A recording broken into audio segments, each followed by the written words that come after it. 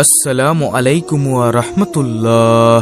রাতে ঘুমানোর পূর্বে নবীজি সাল্লাল্লাহু আলাইহি ওয়াসাল্লামের শেখানো একটি ছোট্ট দোয়া শুধুমাত্র 21 বার পরে ঘুমিয়ে যান, আপনার কপাল খুলে যাবে। যত অভাব অনটনের মধ্যে আপনি আছেন, আল্লাহ রাব্বুল আলামিন অভাব অনটনগুলোকে দূর করে আপনাকে ধনী বানিয়ে দিবেন, টাকা পয়সার ব্যবস্থা করে দিবেন। নবীজি একজন সাহাবীকে এই দোয়াটা শিখিয়েছিলেন। সেই সাহাবী এত ধনী হয়েছে, টাকা পয়সার কোনো অভাব ছিল না। প্রিয় দর্শক, তাই আপনাদেরকে আজকে আমি এই শ্রেষ্ঠ ছোট্ট ফজিলতপূর্ণ দোয়াটা শিখিয়ে দিব এবং উচ্চারণ সহ স্ক্রিনের মধ্যে দিয়ে দিব। আপনি রাতে ঘুমানোর পূর্বে ওযু করা লাগবে না। ওযু ছাড়া আপনি 21 বার পরে ঘুমিয়ে যান, ইনশাআল্লাহ আল্লাহ রাব্বুল আলামিনের তরফ থেকে আপনার নিকট রিজিক চলে আসবে, ধন সম্পদ চলে আসবে। অভাব অনটনগুলো আপনার পরিবার সংসার থেকে আল্লাহ রাব্বুল আলামিন দূর করে আপনাকে ধনী বানিয়ে দিবেন।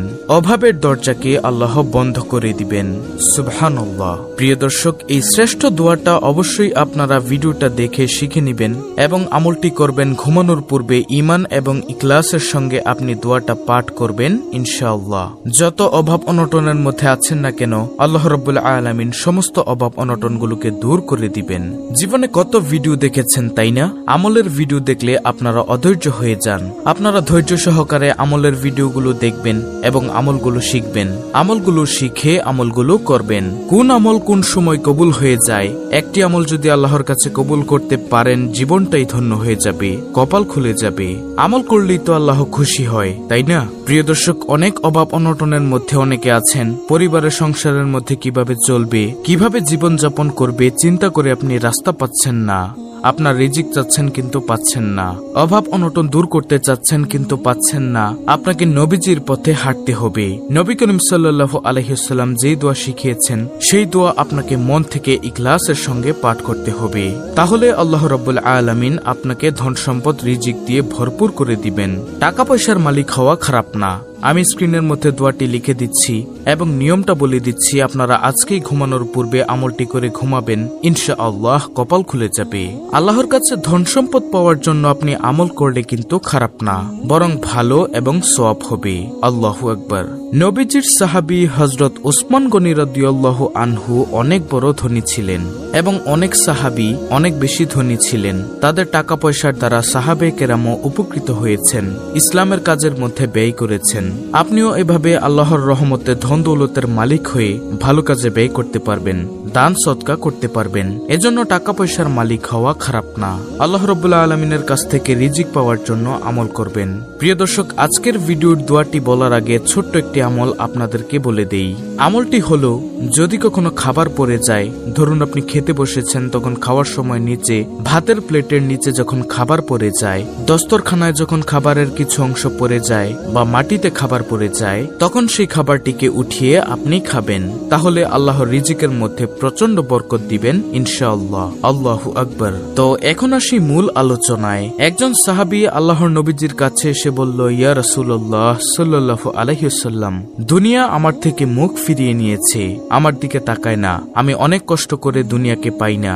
টাকা পয়সা ধন সম্পদের মালিক আমি হতে পারি না, অনেক কষ্ট করি। কি জন্য আমার কাছে দুনিয়া ধরা দেয় না আমি তো জানি না। আল্লাহর রাসূল সাল্লাল্লাহু আলাইহি ওয়াসাল্লাম বলেন, ও আমার সাহাবী, তোমার কাছে টাকা পয়সা ধরা দেয় না, দুনিয়া তোমার থেকে মুখ ফিরিয়ে নিয়েছে, তোমার দিকে চায় না। তুমি কি ছোট্ট একটি দোয়া পারো না, যে দোয়ার বরকতে আল্লাহ রাব্বুল আলামিন সমস্ত ফেরেশতাদেরকে এবং জিনদেরকে এবং মানুষদেরকে রিজিক দান করে থাকে? তুমি কি সেই তাসবিহটি জানো না, যেই তাসবির বরকতে ফেরেশতারা রিজিক পায়, জিনেরা রিজিক পায়, মানুষেরাও রিজিক পায়? তুমি কি সেই তাসবিহটি, সেই ছোট্ট দোয়াটি পারো না? তখন নবী করিম সাল্লাল্লাহু আলাইহি ওয়াসাল্লাম বললেন, এই দোয়াটি তুমি পড়বে, যে দোয়াটির কথা এখন আমি আপনাদেরকে বলবো। তো সাহাবীদেরকে আল্লাহর রাসূল সাল্লাল্লাহু আলাইহি ওয়াসাল্লাম দোয়াটা শিখিয়ে দিলেন। সে এই দোয়াটা পাঠ করেছে। পাঠ করার পর কয়েকদিন পর আল্লাহর রাসূলের কাছে এসে সেই সাহাবী বললেন, ইয়া রাসূলুল্লাহ, ইয়া হাবিবাল্লাহ, আপনি আমাকে দোয়াটি পাঠ করতে বলেছিলেন, দোয়াটি পাঠ করেছি, আর এরপর থেকে আল্লাহ রাব্বুল আলামিন আমাকে এত ধন সম্পদ টাকা পয়সা দিয়েছে, এখন টাকা পয়সা রাখার জায়গা আমি খুঁজে পাচ্ছি না।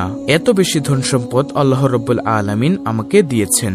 তাহলে প্রিয় দর্শক, যে দোয়াটা আল্লাহর রাসূল সাহাবায়ে কেরামকে শিখিয়ে দিয়েছেন, এই দোয়াটা আপনারা রাতে পাঠ করবেন ঘুমানোর পূর্বে অজু ছাড়াও পাঠ করতে পারেন এবং মহিলা, মা, বোন এবং পুরুষ যারা আছেন সবাই পাঠ করবেন।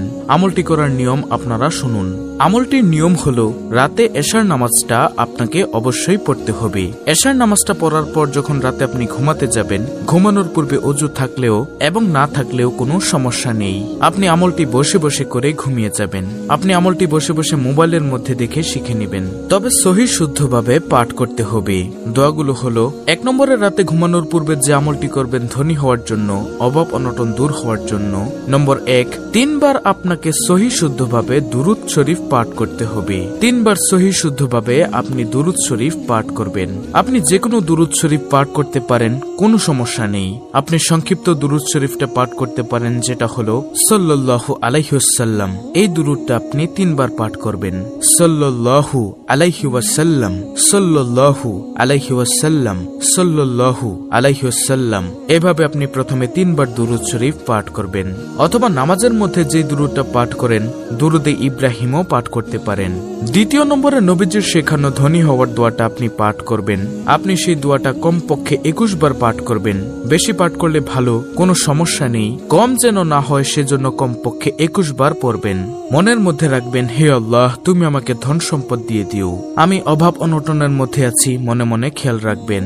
তারপর আপনি 21 বার গুনে গুনে এই দোয়াটি পাঠ করবেন। দোয়াটি হলো: সুবহানাল্লাহি ওয়া বিহামদিহি, সুবহানাল্লাহিল আযীম ওয়া বিহামদিহি আস্তাগফিরুল্লাহ ওয়া আতুবু ইলাইহি। আমি আবার বলছি দোয়াটি: সুবহানাল্লাহি ওয়া বিহামদিহি, সুবহানাল্লাহিল আযীম ওয়া বিহামদিহি আস্তাগফিরুল্লাহ ওয়া আতুবু ইলাইহি।